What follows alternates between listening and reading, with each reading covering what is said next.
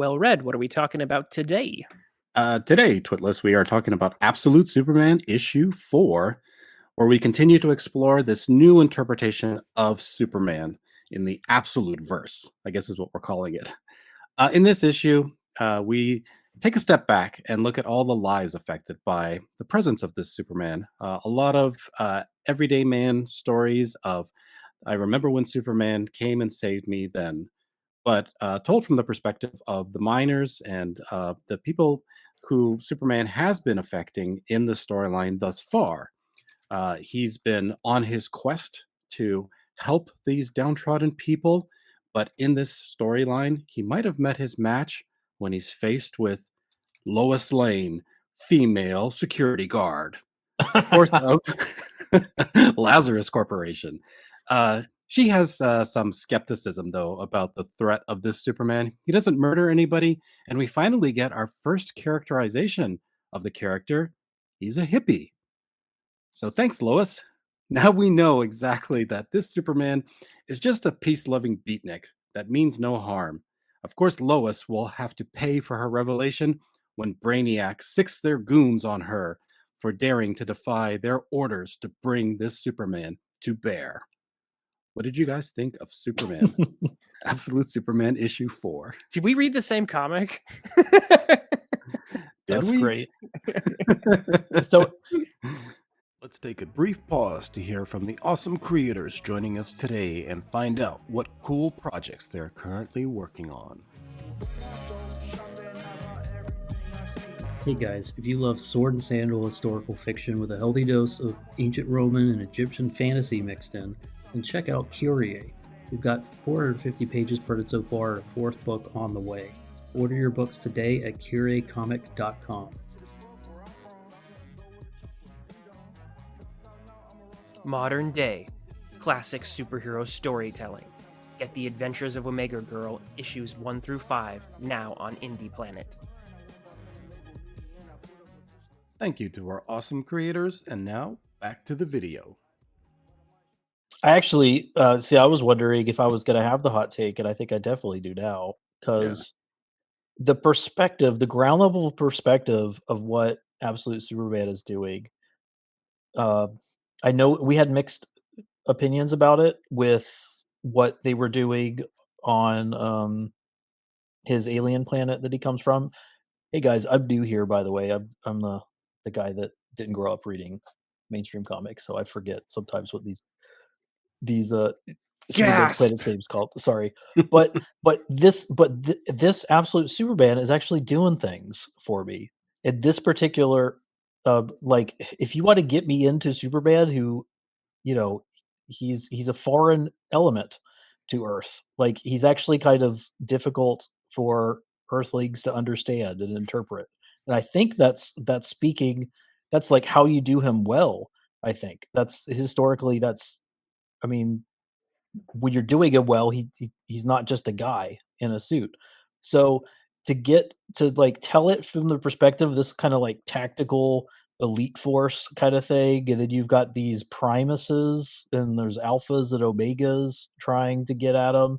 These like competing forces trying to understand him and interpret the situation, and then he kind of comes in, like an alien, and just kind of completely powerfully like subdues the entire situation and then leaves again. It's actually really intriguing. Like, I just might be the kind of audience for this because Superman is just so he's just strange to me. So and this show this sorry this run this comic run is actually treating him as strange. Yes, he's kind of hippie. Yes, I guess there's a lot of people in the story that have various like very strongly held beliefs about who this guy is, but he's not. He's actually working better when he's used very limited right now, and I think I'm warming up to him just because of I don't know. It could just be the guns and gear stuff too. It's kind of cool. I have mixed feelings on this. There's an interesting bit of Superman lore. If you go all the way back to like Action Comics #1, Superman started off as being more of a social reactionary in some ways, Now, Grant Yeah. Morrison completely misses the boat when he calls him a super socialist, because there's no way that that's accurate. But Superman was more counter reactionary to things. He was kind of a one man wrecking ball, and he would go at institutions, or like there's he goes after a bunch of tenement housings at one point and knocks them all down to force the government to build better houses. He declares war on traffic, essentially traffic accidents at some point, and goes after every single layer of what would cause fatal accidents. So there, like the idea that our version of Superman that we have in a lot of people's minds is something that's kind of evolved over time. So the fascinating bit is that by making Superman more of this social reactionary, there is something very in tune with, like I said, the first couple of appearances of Superman. So it actually kind of echoes, and I don't even know if that's intended or not. I don't know if Jason Aaron is actually is knowledgeable enough of that and to be doing this on purpose, but it is an interesting rhyme essentially. On the other hand, it does feel a little awkward, out of place in some respects. I would say that the weird thing about this is that this feels much more like a absolute Superboy than an absolute Superman. Really? He feels a lot more like a Connor. You know what I mean? Like back when he was wearing the leather jacket. You know what I mean? That era of Superboy. He just his angst and the rest of it, and even the way they're drawing him, the age that they're kind of making him, he just feels like Superboy. And I feel like there's almost a missed opportunity here because Superman, is supposed to be a little older, and they really are kind of targeting this almost just at the cusp of over adolescence, it seems. So it's kind of I don't know. an odd I don't choice. know. Yeah, I don't know about this analogy of Superboy. To me, I'd consider him more of a super void because he was pretty much Oh, absent in this entire issue, and kind of just shows up at the end. You get a lot of badass female security guard Lois stuff happening though, but not much Superman. So that's been the issue with this series thus far. You don't really know anything about this Superman. I know you mentioned Matt C. It's kind of cool to just have him popping up and do stuff, but the heart of the Superman books is the characterization of the main character of the superhero, Superman, and seeing how he represents all these values of the people around him, and how he's the best of us, even though he's not really one of us. This one here, he's reacting to social conditions, but it's very classist. Where I don't know that the original Action Comics took that approach or perspective in any of the actions that he took to help society. Um, smidge, just a smudge, just a Little bit. just a tinkle. Well, I don't know. so for example, I'll give a couple examples real fast. He definitely went, like, in one of his I think it's like his second appearance or something. His Action Comics 2 or 3 or something. He goes after like a coal mine, and the owner of the coal mine, who is like who's being really bad to his workers, and he has very unsafe conditions there. So there's a little bit of this class, like, oh, I'm on the side of the worker there. But it wasn't just like, he wasn't like, oh, let's give the mine to the workers. At the end of the issue, he just teaches the mine owner a lesson, and the mine owner says, well, I'm gonna have the safest mine ever now. So like, it was about like reforming like the Ebenezer Scrooges. It wasn't like, oh, now let's take put the means of production in the hands of it wasn't that. Superman Mm, comes in and he says, I work for a powerful newspaper, I represent an institution. So like, there was a little bit of a tension. So like, there's a little bit. So but it's more, honestly, I think there's a little more nuance in the golden age, which is yeah. interesting. Yeah. So I don't know. Those are some tenuous connections, and if that's the inspiration that Jason Aaron is drawing from for his representation of Superman here, he needs to do a little more reading, I think, to really understand the character and what makes him tick. Yeah, but this issue is ultimately forgettable and a throwaway. Not much Superman happening in this issue, and not much of anything else either, other than the Orions from Brainiac going around and you know doing oh, is some that who those damage. those Well, guys were? they're That was peacemakers, interesting. right? I think Oh, they're right, Peacemakers. they're peacemakers. And My the other bad. the other deep cut here is the Omega Men, which is a super team from Marv Wolfman. So like, there's Hmm. but they were like kind of like a, I don't know, like a group of aliens or something. So like it's there's clearly some references and some deep cuts kind of happening with like alien technology because Brainiac's behind the scenes. So the influence of the interplanetary is still yet to be fully revealed, but they're planting some interesting seeds there. What did you guys think of the Jimmy Olsen being like a freedom fighter resistance guerrilla guy? Guerrilla fighter, not an actual gorilla. I mean, I dug it. Like, once again, like, you could sell me if you put a bunch of tactical gear on people and have them jump around and do stuff. Even I recognized that was Jimmy Olsen, and I figured, like, I'll go with it, you know?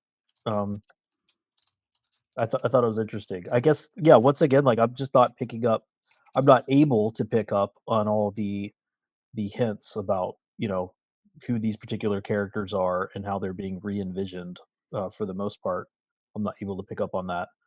But so long as it's actiony, right? And they're not just sipping tea in cafes, Mm, I'm yeah, willing to that's show fair. up.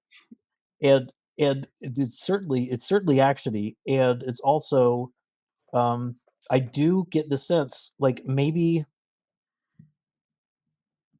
maybe I just it happens to be working for me because I'm relatively new to Superman, and maybe for Marvel, they feel like they have to dis- discover Superman a little bit. I Mm, mean, they always do this like every 10 years or so, right? They have to DC, decide right? if they still like Superman, and they usually decide that they do still like Superman. I think they're still trying to do that with this, and they're doing it from the perspective of humanity, and I think that's kinda interesting to watch particular characters, and they're doing it with Lois Lane pretty foregrounded, to say, like, can characters just be elevated? Can humans become better humans just by trying to piece together who Superman is?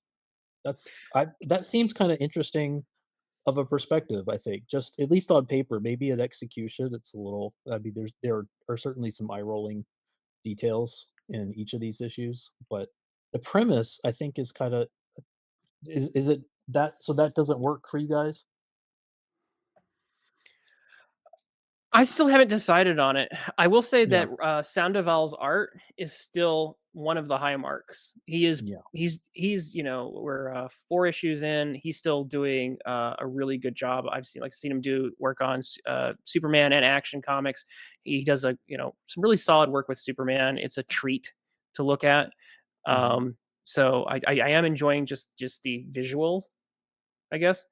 The story, I don't know. Again, we're back at that problem with the mini series. I really feel like I have to be at the end of this storyline before I can judge where I'm at. As an individual fair. installment, I It doesn't work Oh, on an individual basis. Yeah, like maybe if you read it as a trade and you were yeah, able to, more quickly move through some of these more drolling moments where things are just like dragging and not much is happening, and quickly get to the more interesting parts, the parts where Superman is a bit more front and center and revealed. It would make it worth your while, but these are coming out on a monthly installment, and yeah. it's really hard to go through issue by issue with just the faint hope that the Man of Steel will actually show up at some point. Superman's all So about hope. You just have to hope he might even show up in his own comic. There we e- go. yeah, Yeah, perfect. exactly. Yikes. So yeah, but the art is a good set piece. It's pleasing to look at, so it does carry it to a degree. Although this issue there was nothing particularly captivating to really hold your attention. I didn't think. The scenes were pretty mundane, and the script was just dry. I didn't think there was much to work with here at all. I feel like that's a concluding thought. But Matt, Yeah, did you have something else to add there? Yeah, for me, I don't think that the re-envisioning is doing some kind of inherent violence to the core tenets, to the pillars of who Superman is, like we may have been seeing with Absolute Batman. Uh, because a lot of it just seems kind of cosmetic. I think there's still the like ground level, like the class injustice stuff. I still find it hard to see Superman not having some kind of origin with that, frankly. Like he literally smashes the Klan in like the 1930s. So I'm like, there's going to be some kind of conversation with that.